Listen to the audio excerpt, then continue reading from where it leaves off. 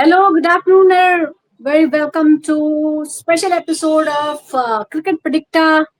मैं हूँ आपके साथ Sujata and we have lot to talk about this lot happening in the world of cricket और तीनों के बारे में तीन जो बड़ी खबरें हैं उस पर डिटेल में हम बात करेंगे. First is new selection, new captain. ODI का नया कप्तान मिला है भारत को. शुभमन गिल के तौर पर नई टीम का ऐलान हुआ है ऑस्ट्रेलिया दौरे के लिए. ऑस्ट्रेलिया जाकर भारत को 3 वनडे और 5 टी20 मैचेस खेलने हैं.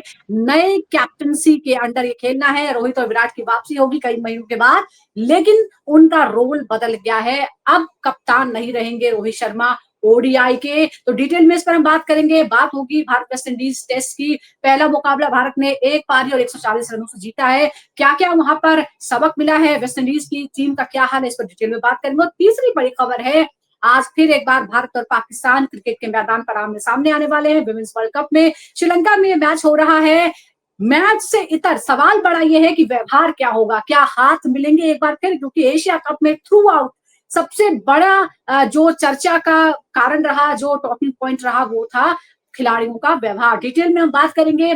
दो खास मेहमान इस वक्त मेरे साथ इस प्रोग्राम में जुड़ गए हैं. मेरे साथ हैं पूर्व अंतर्राष्ट्रीय खिलाड़ी और 1983 वर्ल्ड कप विजेता टीम के सदस्य मदन लाल जी. मदन लाल जी, स्वागत है आपका. मेरे साथ क्रिकेट स्कॉलर सुनील एशकारका भी जुड़ गए. दोनों से हम डिटेल में बात करेंगे. लेकिन सबसे पहले ये जो सिलेक्शन हुआ है, मुझे पता है कि आप दोनों ने अलग से भी बात की है इस बारे में, लेकिन मैं आपसे समझना चाहती हूँ कि आखिर ये जो कहा गया है कि ये भविष्य की नीति है, उसको देखकर ये किया गया है. रोहित शर्मा सडनली पहले वो टेस्ट से रिजाइन देते हैं, रिटायरमेंट लेते हैं. विराट कोहली रिटायरमेंट लेते हैं. और अब जब जिस दिन अनाउंस होना था, क्योंकि 2 दिन पहले तक हम मान के चल रहे थे कि रोहित लौटेंगे, कप्तान के तौर पर ही लौटेंगे. कल सिलेक्शन का ऐलान होता है, बता दिया जाता है कि कैप्टन जो है वो कुछ और है. आखिर ये है क्या मदन लाल सर, ये वाकई भविष्य की योजना है या फिर ये संकेत है विराट और रोहित के लिए कि अब आपका खेल खत्म होता है?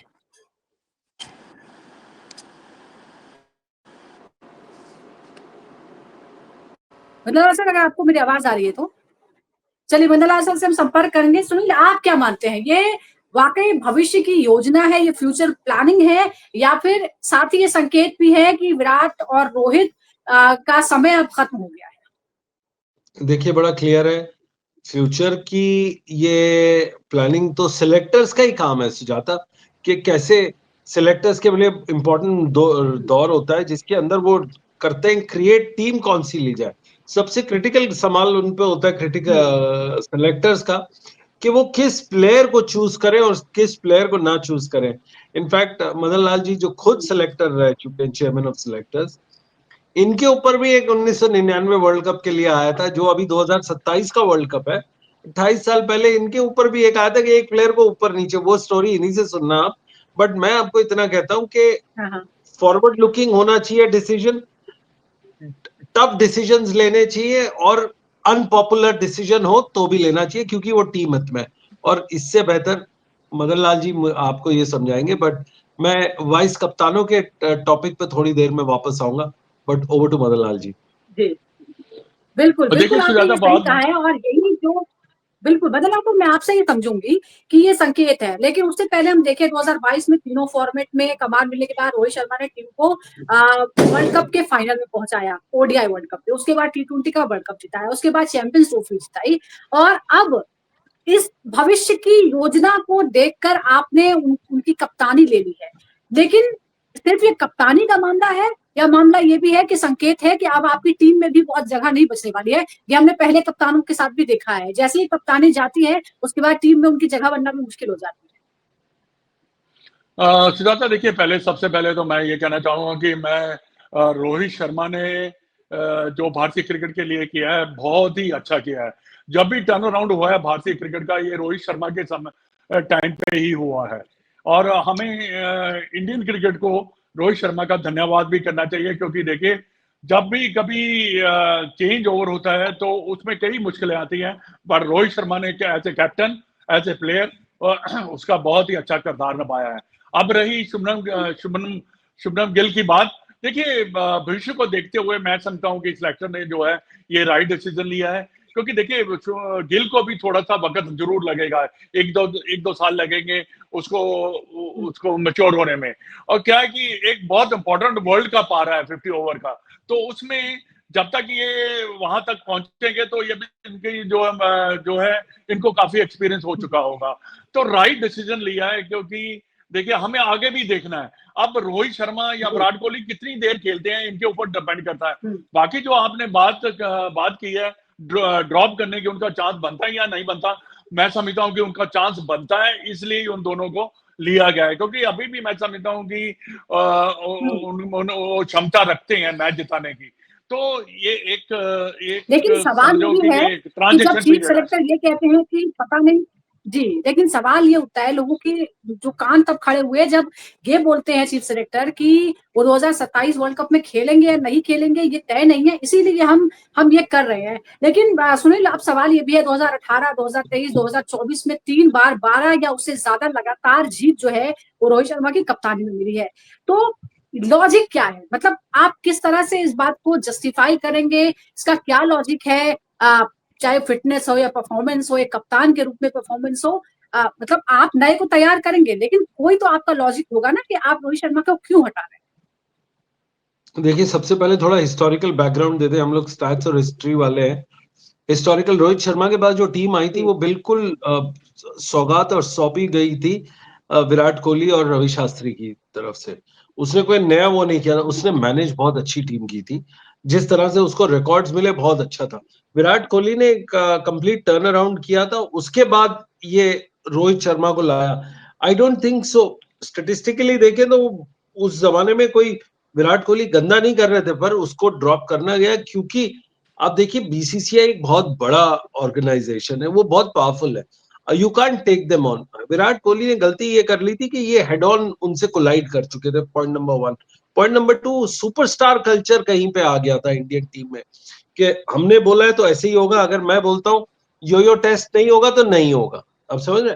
फिर अगर दूसरा कप्तान बोलता है कि मैं यो टेस्ट लंदन से करूंगा तो वहां से करूंगा, तो ये थोड़ा सा मिसमैच हो रहा था, which wasn't going down well with the Indian board. तो उन्होंने बोला कि टाइम आ गया कि सबको नीचे ले आते हैं।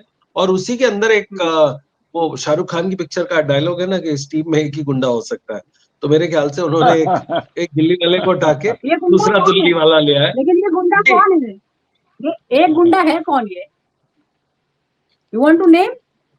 यस ऑफ कोर्स, ये वही गुंडा है जिसको वाइस कप्तानी से हटा के इसी बोर्ड ने विराट कोहली को वाइस कप्तान बनाया था। Statistically again I am saying this was Gautam गंभीर, उसको जरूरत नहीं थी वो करने की। लेकिन गौतम गंभीर को तो वाइस कैप्टन समझ नहीं आते ना, उन्होंने कहा है कि वाइस कैप्टन क्या होता है, मुझे तो कॉन्सेप्ट समझ नहीं आता। फिर इस बात पे इतना दिल क्यों दुख गया उनका, ये भी सवाल है। और खैर विराट और गौतम गंभीर कितने अच्छे दोस्त हैं, ये दिल्ली वाले तो बहुत अच्छे से जानते ही हैं। एनीवेज, एक और बात है, इंटरेस्टिंग बात यहाँ है, 2 प्लेयर है, मोहम्मद कैफ और हरभजन सिंह, उन्होंने इस फैसले पर एतराज उठाया है। मोहम्मद कैफ ये भी कह रहे हैं कि इतनी जल्दबाजी क्यों है, मतलब आप शुभमन गिल को इतना छप्पड़ फाड़ के क्यों दे रहे हैं? इज 25-26, आप तुरंत उनको इतनी बड़ी जिम्मेदारी दें, इतनी जल्दबाजी में क्यों है? थोड़ा समय दिया जा सकता था। विराट और रोहित को अभी थोड़ा समय दिया जा सकता था, कप्तान के तौर पर भी। मदनलाल सर, आप क्या कहेंगे? क्या थोड़ा ज्यादा मिल रहा है, थोड़ा जल्दी भरोसा किया जा रहा है शुभमन गिल पर? नहीं, ऐसी कोई बात नहीं है। देखिए उसने इंग्लैंड में बड़ी अच्छी कैप्टनसी की है। देखिए ये कैफ के और हरभजन के अपने ओपिनियन है, मेरे विचार में उन्होंने सिलेक्टर से ना राइट डिसीजन लिया गया है। क्योंकि देखिए एक कैप्टन को थोड़ा सा, मैं जैसे पहले भी कहा है कि कैप्टन जो है उसको टीम को सामना, टीम को ऑर्गेनाइज करना, कम्युनिकेशन करना सिलेक्टर के साथ, ये काफी चीजें होती हैं जो अहमियत रखती हैं जब आप कैप्टन बनते हैं। तो वो मैच्योरिटी तब आती है जब आप एक आधा 2-3-4 सीरीज एज ए कैप्टन जो है अपनी टीम को हैंडल करते हैं, तभी आती हैं। बाकी देखिए एक जो बात है कि 27 तक जो आपने कहा था कि वो खेलेंगे नहीं खेलेंगे, सिलेक्टर ने कहा, बिल्कुल सही कहा है उन्होंने। देखिए अब 25 है, 26 है, 27 को क्या होगा किसी को क्या मालूम, उनका फिटनेस लेवल कैसा है, या उनका मोटिवेट कर पाते हैं या नहीं, या उनका फॉर्म कैसा है, ये सब चीजें जो है ये प्ले में आ जाती हैं। पर देखिए टीम जो है ये बड़ी इंपॉर्टेंट रहती है, और ये तो आपको पता ही है कि एक युग आता है, दूसरा युग चलता है। तो ये अब एक गिल का नया युग आया है और हम आई विश में लक और हमें आगे देखना है। और देखिए कितने नए खिलाड़ी को चांसेस दिए गए हैं और ये भी एक बहुत बड़ी बात है। ये टीम जो है बिल्टअप करने के चक्कर में भी सेलेक्टर्स लगे हैं, क्योंकि देखिए क्या बिल्कुल, होता देखिए क्या है वक्त कि के जब साथ आपके दौर पास बदलता अच्छे है। खिलाड़ी आ जाते हैं ना, जी, बिल्कुल जी दौर बदलता है, लेकिन हम यही सबसे बड़ी समझने की यही बात है कि आखिर किस आधार पर ये हम तय करते हैं। अगर कोई फिटनेस के मामले भी सही है, परफॉर्मेंस भी दे रहा है, तो फिर क्या सिर्फ एज को हम इतना बड़ा मुद्दा बना सकते हैं? One more thing, Sunil Gavaskar संकेत दे रहे हैं कि अब T20 की भी बारी है। हालांकि अभी T20 में कप्तान स्काई को रखा गया है, लेकिन क्या अगला नंबर सुनील अब जल्दी हम देखेंगे? हर फॉर्मेट में एक कप्तान। अजीत अगरकर यही कह रहे हैं कि अलग अलग रखना प्रैक्टिकल नहीं है। देखिए उनका मतलब था अलग अलग रखना, मतलब 3 डिवीजन में डिफरेंट डिफरेंट रखना। ये वही हमको इनकी जो स्टेटमेंट है ना, थोड़ा हिस्टोरिकल पर्सपेक्टिव से देखना चाहिए। उन्होंने आज से 2 साल पहले कहा था कि हम डिफरेंट डिफरेंट रखना चाहते हैं, क्योंकि डिफरेंट वर्कलोड है, डिफरेंट अप्रोच होती है, डिफरेंट माइंडसेट होता है। आज ये इसलिए कह रहे हैं क्योंकि हो सकता है गिल बहुत अच्छा परफॉर्म कर रहा है, सूर्य कुमार यादव नहीं कर रहा, वो अलग बात है। But I take a step back. जो सुजाता, जो पॉइंट मिस हो गया है पिछले 3 महीने या 6 महीने में, आप देखो तीनों फॉर्मेट के तीनों डिफरेंट वाइस कप्तान आए। फॉर एग्जाम्पल टेस्ट मैच में कौन है वाइस कप्तान? रविंद्र जडेजा। ओडीआई में कौन बना है? और T20 में कौन बना है? T20 में आपका वो बना है, T20 में शुभमन गिल, और ओडीआई में आपका श्रेयस अय्यर। तो आप देखो ये तीनों म्यूजिकल चेयर हो रही है इन अ वेरी डिफरेंट मैनर। हमारे टाइम पे जब हम देखते थे, जब मदन पाजी को भी देखते थे, उनका दौर देखा, उनका दौर एज कोच देखा। बाय द वे इनके कोचिंग स्टिंट पे भी आपको शायद बात करनी चाहिए कि जो कोच कल्चर है, मदन लाल जी ने उस टाइम पे किया था जब उनके पास 6 बड़े बड़े सुपरस्टार थे जो in the history of Indian cricket नहीं रहे। आपके पास सचिन तेंदुलकर, विनोद कांबली, राहुल द्रविड़, गांगुली, श्रीनाथ और कौन, अनिल कुंबले। ये 6-7 बड़े बड़े नाम थे।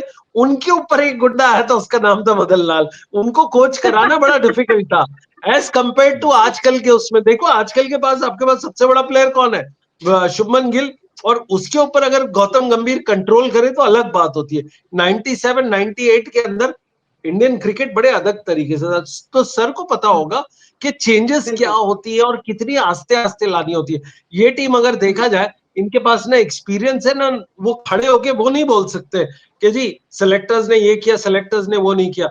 1989 में इनके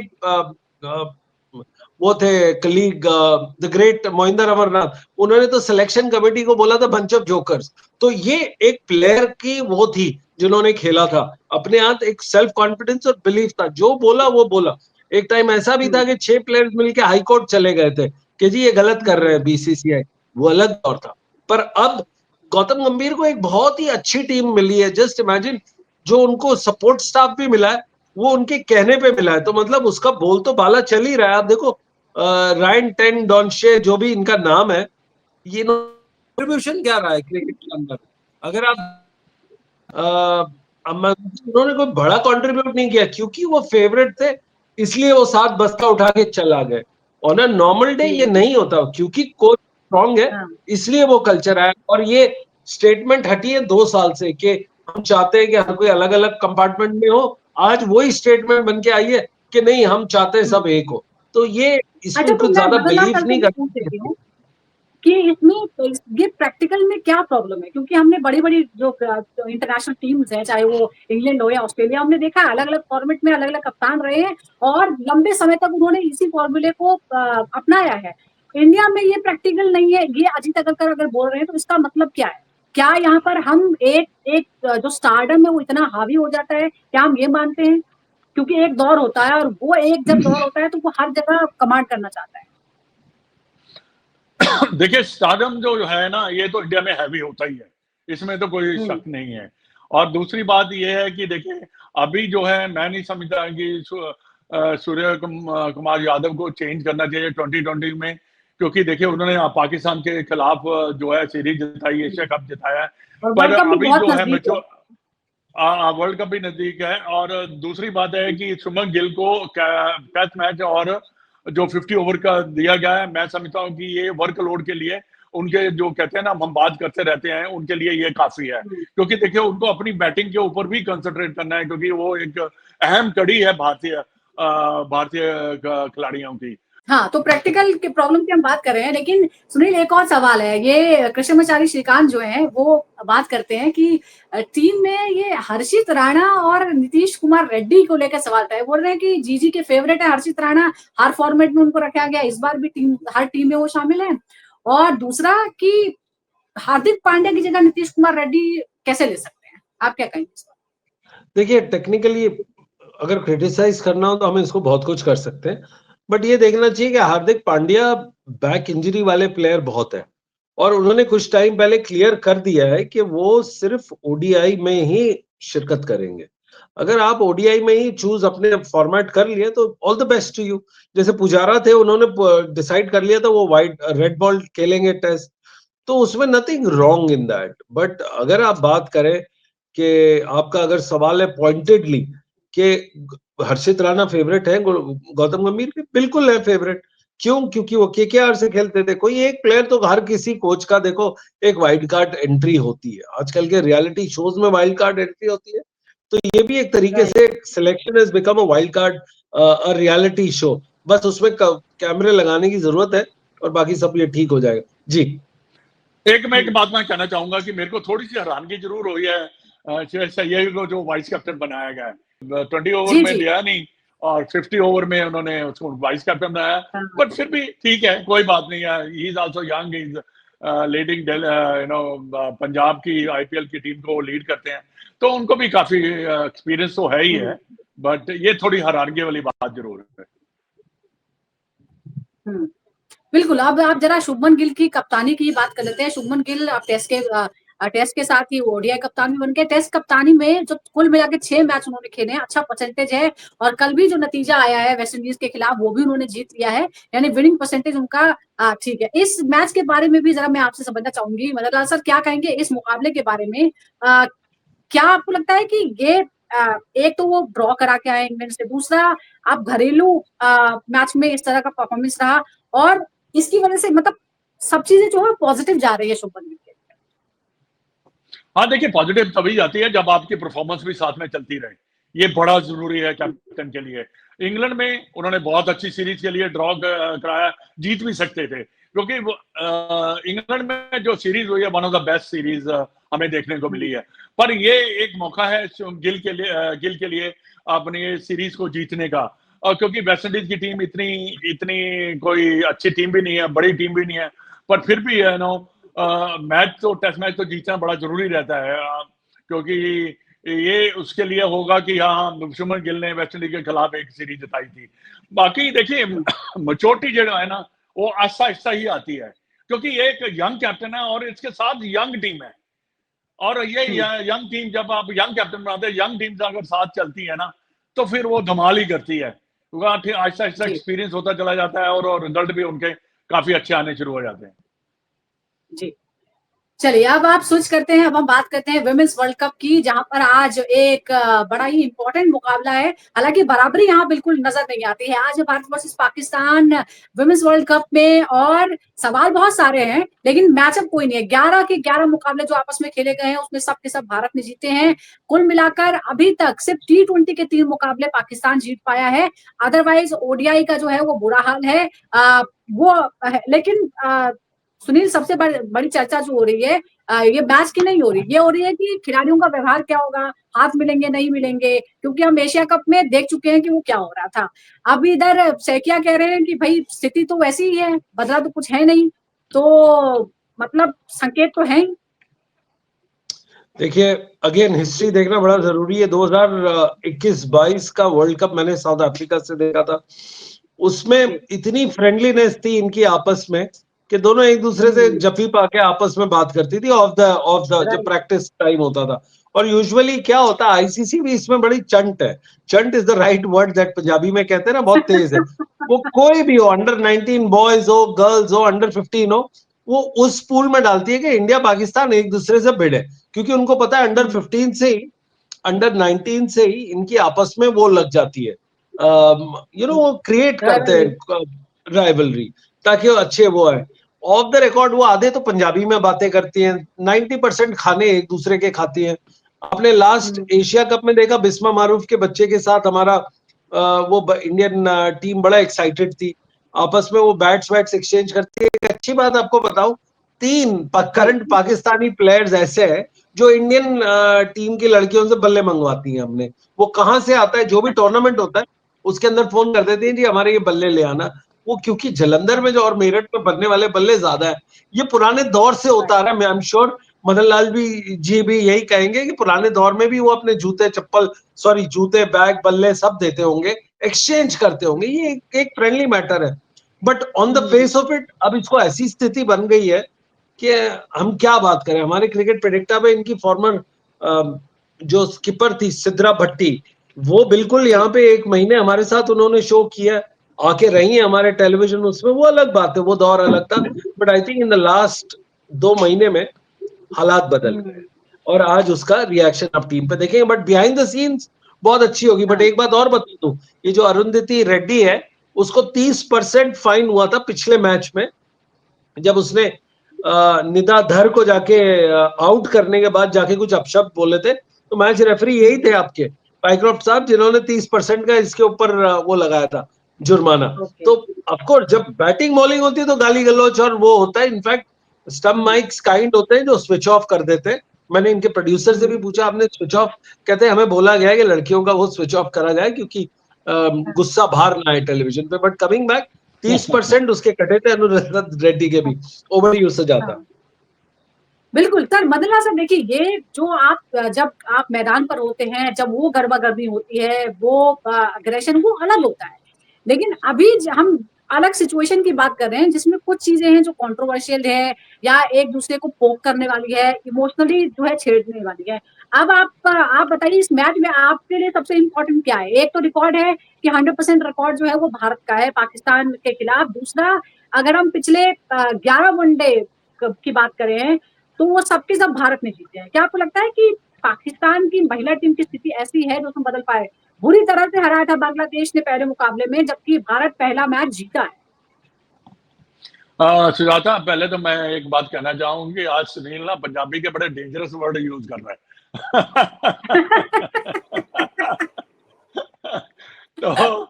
तो कई बार अगर पंजाबी में करना है तो फिर तो मैं भी 2-3 वर्ड ऐसे यूज करता हूँ कि जब मैं तो ठेठ पंजाबी अमृतसरिया, तो उससे थोड़ा सा अच्छा लगता है क्योंकि फ्लेवर होना चाहिए। हमारे सब तरह की ऑडियंस है। हाँ, सब तरह, हाँ, फ्लेवर होना भी चाहिए, नहीं तो कहते हैं ना डल शो का मजा नहीं आता। और दूसरी कि जो पाकिस्तान की टीम है, ये एक मेरे को नहीं लगता कि ये कुछ चेंज कर पाएंगे क्योंकि उनके पास टीम नहीं है इतनी अच्छी। मेरे ख्याल ही होगा अगर हम ही इतना गंदा खेलेंगे तभी ये पाकिस्तान की टीम जीत सकती है। अदरवाइज कहते हैं ना क्रिकेट को प्रेडिक्ट करना भी कई बार बड़ा मुश्किल होता है। बट ये 50 ओवर का गेम है, 50 ओवर कैसे खेले जाते हैं क्या पाकिस्तान की टीम को मालूम है? हमारी टीम को तो मालूम है क्योंकि हमारी जो वुमेन्स टीम के जो प्लेयर्स हैं ये बहुत क्रिकेट खेलते हैं, 50 ओवर के, 20 ओवर के। ये हमें ज्यादा एक्सपीरियंस है, तो ये चेंज नहीं होने वाला। और दूसरी बात ये है कि हाथ मिलाए ना मिलाए, cricket is bigger than anybody else. ये कोई बड़ा मुद्दा नहीं होना चाहिए क्योंकि हमने पाकिस्तान को काफी पब्लिसिटी दे दी है पिछले एशिया कप में, तो ये मुद्दे उठना नहीं चाहिए। तो ये चीजें जो अहमियत नहीं रखती, अहमियत रखती है ग्राउंड एंड मैच विन और लूज। हमें जो देखना क्या है कि हमें मैच कैसे जीतना है, ये सबसे बड़ी फोकस रहे। और फोकस है कि जो परफॉर्मेंस काउंट करती है। आप वर्ल्ड कप, माइंड यू, आप वर्ल्ड कप खेल रहे हैं, एक भी स्लिप हुआ ना तो आपके प्रॉब्लम आ जाएगी। बिल्कुल, यस सुनील। देखिए बड़ी अच्छी बात मदन लाल जी एक ऐसे शख्स हैं जिन्होंने इस पॉइंट पे हमारा डिस्कशन को लेके गए कि देखो जी क्रिकेट, ये हैंड शेक, ये नो शेक, ये बनाना शेक, ये एवोकाडो शेक, ये सारी अलग चीज है। असली मुद्दा है क्रिकेट का। क्रिकेट पे आप क्या खेलते हैं? एशिया कप में इंडिया ने पाकिस्तान को 3-0 से हराया। Nothing takes away from that fact. The fact is 3-0. The fact is बड़े बड़े मार्जिन से हराया। द फैक्ट इज कि फाइनल हम जीते। द फैक्ट इज कि उन्होंने हमको पिछले 11 मैच में सिर्फ 10 बार हराया था। मेंस की बात कर रहा हूँ। लड़कियों के मैच में 50 over is a completely different game. हम लोग जितनी स्टडी की है हर पैरामीटर पे, आप 18 पैरामीटर्स ले लो, bowling, batting, catching, wicket keeping, power play, back play, pinch hitting, run out, whatever out, सारे एनालिसिस देख लिए। पाकिस्तान सिर्फ एक ही चीज में आगे इंडिया से, वो भी एक्स्ट्रास देने में। तो इसका वो भी उनके नेगेटिव में, तो वो भी उनके नेगेटिव में। तो मुझे ऐसी कोई पॉजिटिव दिखती नहीं है। हाँ ये है कि हमारी पंजाबी की बात की तो हमारी कप्तान भी पंजाबी है, और वो आपस में जितनी भी लड़कियां हैं पाकिस्तान की सारी लाहौर से आती है, तो वो आपस में पंजाबी में बात करती है, हैंडशेक करते हैं आपस में। मैंने काफी सुना है इनके डिस्कशन, चाहे वर्ल्ड कप में हो, प्रैक्टिस में हो, प्रेस कॉन्फ्रेंस से पहले हो, बड़ी दोस्ताना वो होता है। बट गैप, स्किल गैप बहुत है, और वो गैप बरकरार रखेगी इंडिया इसके अंदर। ऑल्सो आपको याद रखना है कि कल का जो मैच है वो वॉश आउट हुआ है, बारिश की आज भी संभावना है। तो जितना मैच छोटा होता जाएगा उतनी तकलीफें इंडिया को बढ़ती जाएंगी, क्योंकि उनको पता और है आपने कि आपने कहा है कि मैच तो नहीं है। अब जो हमारी मेंस टीम में उनका 11 में से 10 का विन का रिकॉर्ड था, इनका 11 में से 11 विन का रिकॉर्ड है, और पिछले 5 मुकाबलों में बड़े अंतर से हराया है। तो आप, क्योंकि सुनील आप बहुत गहराई से जानते हैं पाकिस्तान टीम की जो वुमेन्स टीम है उनको भी, क्या आपको आज भी मानते हैं कि आज भी मुकाबला एक तरफा रहने की ही संभावना ज्यादा है? बिल्कुल, क्योंकि इनकी जो 8 प्लेयर्स हैं वो T20 स्पेशलिस्ट हैं। अब सर ने, आपको ये सवाल सर से पूछना चाहिए, टेक्निकली 20 और 50 में क्या फर्क है? 50 में ये होता है कि वो वेल लेफ्ट कर लेते हैं बॉल, जो एक टर्म हमारे दर्शकों के दिमाग से चला गया कि अच्छी बॉल को मेरिट पे खेलते हैं, जो नहीं है उसको वो चौका लगाते हैं। तो ये पाकिस्तान का क्या है कि वो हमेशा अटैकिंग क्रिकेट खेलते हैं, कोशिश करते हैं, वो मैन्युफैक्चर करते हैं। 50 ओवर में बड़ा धैर्य चाहिए, बड़ा आपको स्टडी और वो चाहिए। आपको जो गेम बनती है 16 से 40 ओवर के अंदर डीप में जो बैटिंग होती है, जिसको ये टेक्निकल एक्सपर्ट्स बड़े अच्छे तरीके से बोलते हैं बैटिंग डीप, वो हमके ऊपर हमें ज्यादा अच्छे से आता है एज कम्पेयर टू वो। अगर आप गूगल पे करके देखें, 2017 में मैंने बड़ा प्राउडली बोला था कि इंडिया 2017 में फाइनल में जाएगा, जबकि इंडिया नंबर 5 की थी। क्यों? क्योंकि मैंने उस टाइम पे पूरा स्टडी करके, एनालाइज करके ये बताया था कि इंडिया के अंदर बॉल को लीव करने की वो भी है और हवा में स्विंग कराने की भी। और वो मैच इंग्लैंड में हुआ था, 2017 की बात है, और काफी बढ़िया रहा था वो टूर्नामेंट। इंडिया फाइनल में जरूर पहुंची थी और बहुत क्लोज मार्जिन से आ रही थी। तो 50 ओवर्स के इंडियन गर्ल्स बहुत ही सक्षम है। जी सुजाता जी, मदनलाल सर आप क्या कहेंगे? क्योंकि एक तो यहाँ प्रेमदासा स्टेडियम की बात हो रही है, मौसम जैसा कि बता रहे हैं सुनील, वो भी आज फिर बारिश की संभावना है। औसत स्कोर जो है वो 232 का है और सबसे बड़ा स्कोर यहाँ 375 का है। तो एक तो क्योंकि आप T20 में हमेशा कहते हैं कि अनप्रिडिक्टेबल गेम है, लेकिन वनडे अनप्रिडिक्टेबल नहीं हो सकता है। उसमें आपको बहुत ज्यादा स्किल की जरूरत है, बहुत ज्यादा संयम की जरूरत है। हाँ बिल्कुल संयम की जरूरत है, क्योंकि देखिए इसमें 50 ओवर में क्या है कि आप वापसी कर सकते हैं। 2020 में आप 50 ओवर में आप वापसी 2020 क्रिकेट में आप वापसी नहीं करते। 50 ओवर में आप एक आधा विकेट गिर भी गया तो आप कहते, जैसे सुनील कह रहा था कि डीप गेम को ले जा सकते हैं। आप एवरेज जो है, आपको इतना ज्यादा प्रेशर नहीं रहता एवरेज का। आप 3-4 से भी अगर खेलते चले जाएं तो आपका फिर भी 200-250 रन जो है बन जाते हैं, जो कि मैं समझता हूं कि वुमेन्स क्रिकेट में काफी अच्छे रन हैं। और बाकी बारिश की जो संभावना है, इससे अगर ये भी बात सही है कि अगर आप जितना छोटा फॉर्मेट होगा उतनी जो दूसरी टीम है वो ज्यादा फेवरेट हो जाती है, क्योंकि इसमें पता नहीं तो लगता सर भी टॉस जीत के कौन क्या सी करना टीम। चाहिए अगर इस कंडीशन को देखते हुए? देखिए पाकिस्तान के खिलीम को टीम को देखते हुए मेरे को लगता है कि टॉस जीत कर शायद वो बॉलिंग ही करेंगे। इंडियन टीम बॉलिंग ही करेगी, क्योंकि अगर बारिश हो जाती है तो उनके हाथ में टारगेट रहेगा। डकवर्थ लुईस का जो रूल है वो उनके हाथ में आ जाएगा, तो वो उसके हिसाब से प्लान कर सकते हैं। पर ये है कि अगर बारिश नहीं होती, बारिश हो जाए छोटा मैच, देन इट्स डिफिकल्ट, हो जाता है कई बार। जी सुनील, आज का प्रेडिक्शन क्या है आपका? मतलब इंडिया जीतेगा और बड़े मार्जिन से जीतेगा? देखिए, मेरा प्रिडिक्शन तो मैं पिछले 10 मैचेस देख के, 50 ओवर के मैंने देख के किया। मेरे ख्याल से 35 ओवर तक इंडिया रैप अप कर लेगा, अगर चेस कर रहा है। और नहीं हुआ तो 8 या 7 विकेट से जीतेगा। आपको याद है हमारा पहला प्रेडिक्शन जब पहला इंडिया पाकिस्तान मैच का था, हमने प्रेडिक्ट किया था कि 16 ओवर तक निकाल लेगा मैच, और मेरे ख्याल से 15 ओवर की लास्ट गेंद पे हुआ था।